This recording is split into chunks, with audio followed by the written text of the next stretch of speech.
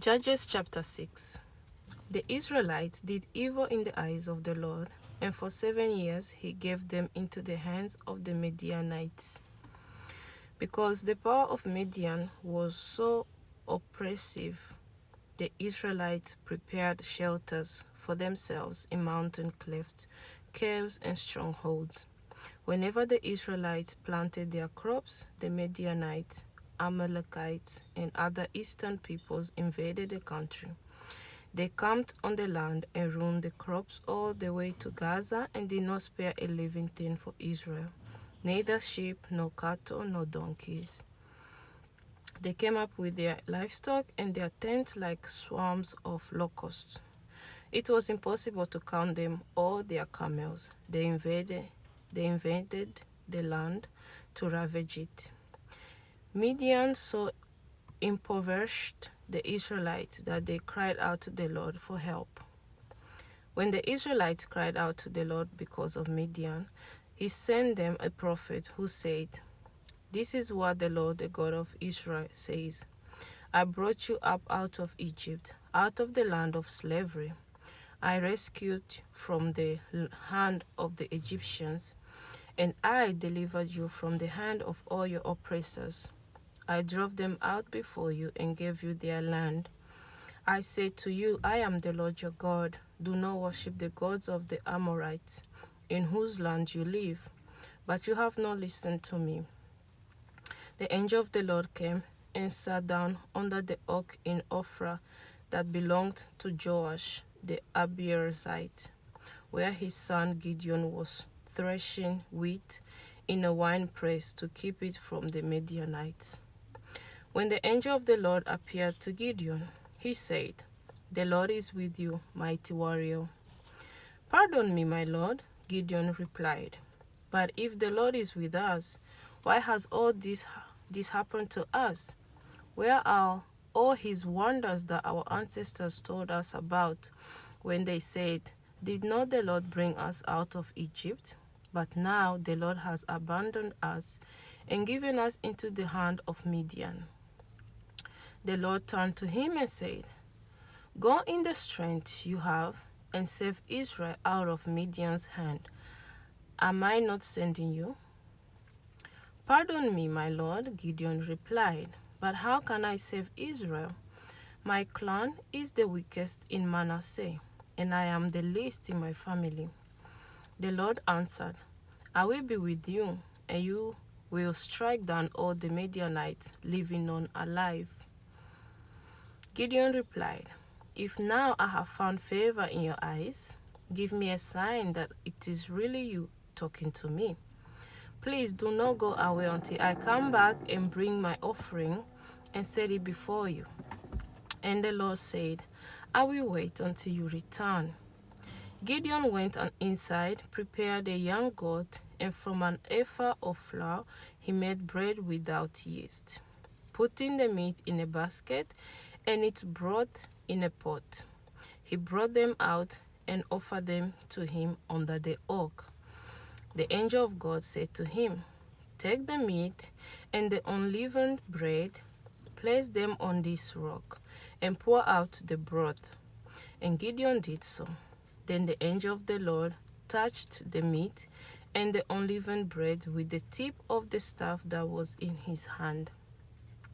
Fire flared from the rock, consuming the meat and the bread, and the angel of the Lord disappeared. When Gideon realized that it was the angel of the Lord, he exclaimed, "Alas, sovereign Lord, I have seen the angel of the Lord face to face." But the Lord said to him, "Peace, do not be afraid, you are not going to die."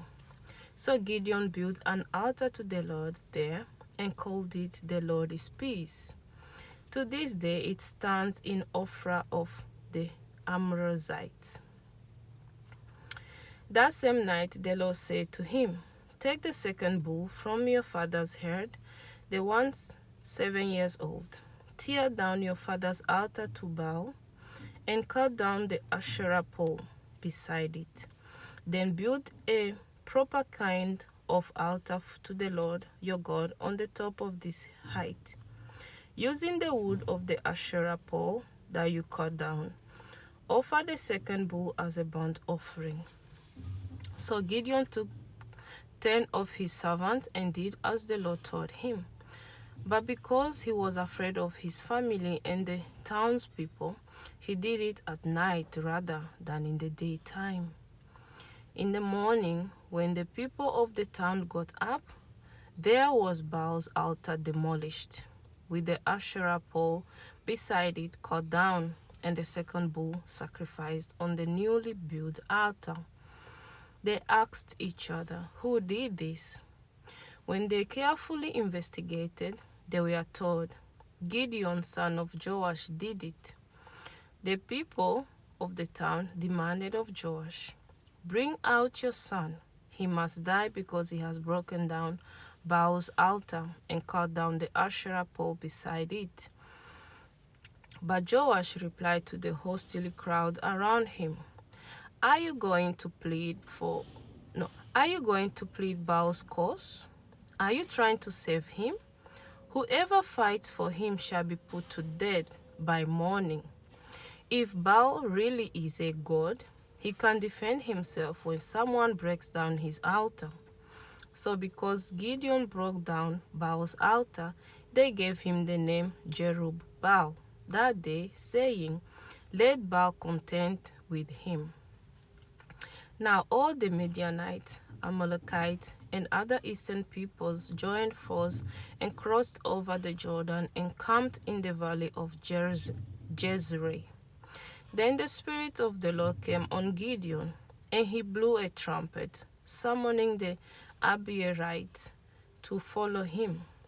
He sent messengers throughout Manasseh, calling them to arms, and also into Asher, Zebulun, and Naphtali, so that they too went up to meet them. Gideon said to God, "If you will save Israel by my hand as you have promised, look, I will place a wool fleece on the threshing floor. If there is a dew only on the fleece and all the ground is dry, then I will know that you will save Israel by my hand as you said." And that is what happened. Gideon rose early the next day. He squeezed the fleece and rolled out the dew, a bowl full of water. Then Gideon said to God, "Do not be angry with me. Let me make just one more request. Allow me one more test with the fleece, but this time make the fleece dry and let the ground be covered with dew." That night God did so. Only the fleece was dry. All the ground was covered with dew. God bless you.